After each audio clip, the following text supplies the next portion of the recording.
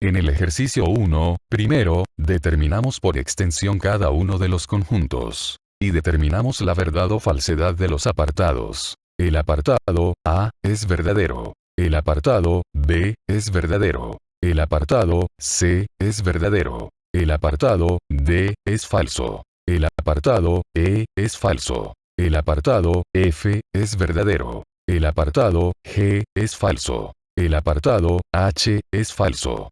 El apartado I es falso. El apartado J es verdadero. El apartado K es falso. El apartado L es verdadero. El apartado M es falso. El apartado N es verdadero. El apartado O es verdadero. El apartado P es falso. En el ejercicio 2, designaremos los símbolos según corresponda. El símbolo de pertenece se ubica en los apartados A, B, G, H, J, K. El símbolo no pertenece se ubica en los apartados F, J, L. El símbolo de está incluido o es parte de se ubica en los apartados C, D, E.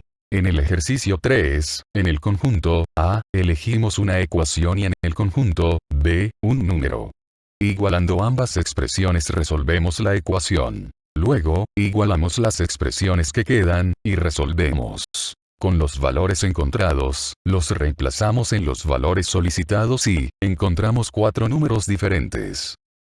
En el ejercicio 4, primero, hallamos por extensión los conjuntos. Conjunto A, cuyos límites van de 1 a 3. Conjunto B, cuyos números dividen a 8 exactamente. Conjunto C, cuyos límites van de 4 a 6. Determinamos que son disjuntos, conjunto A y conjunto C. Finalmente, sumamos los valores de ambos conjuntos. En el ejercicio 5, primero, eliminamos los elementos repetidos de la palabra recuerdo. Con los 6 elementos, aplicamos la fórmula de subconjuntos propios. La base 2, elevada al número de elementos menos 1. En el ejercicio 6, primero, resolvemos el paréntesis. La diferencia simétrica de A y B. Reunimos todos los elementos de los dos conjuntos, quitando solo elementos repetidos. En la diferencia simétrica final, el resultado parcial. Elementos A, E, F, los reunimos al conjunto C y quitamos los elementos repetidos. En el ejercicio 7, debemos determinar los elementos de una relación. Un elemento del primer conjunto, conjunto A, con otro elemento del segundo conjunto, conjunto B, deben sumar 5. Solo 2 elementos cumplen la condición. En el ejercicio 8, primero, tratamos de encontrar los elementos de los conjuntos dados. El conjunto A, los elementos del conjunto M sin el 0. El conjunto B, los elementos del conjunto M, menores que 4 y diferentes de 2. En el conjunto C, los elementos son los resultados de las ecuaciones dadas. El complemento del conjunto A, son los elementos que el conjunto A no tiene pero sí están en el conjunto M. Luego, resolvemos las operaciones que se indican en los paréntesis. Reunión, suma de elementos. Intersección, elementos repetidos. Diferencia, elementos del conjunto B que no están en el conjunto C. Buscamos elementos comunes entre el primer y segundo resultado y, porque la diferencia es vacía y, hallamos la respuesta. En el ejercicio 9, para hallar los elementos de los conjuntos, debemos encontrar los divisores del número 12, 18 y 16. Números menores o iguales a los números dados que los dividan exactamente. Luego, resolvemos las operaciones de los paréntesis. En el primer paréntesis, los elementos del conjunto A que no están en el conjunto B. En el segundo paréntesis, los elementos del conjunto B que no están en el conjunto C. Como piden intersección, tratamos de encontrar elementos comunes de ambos resultados.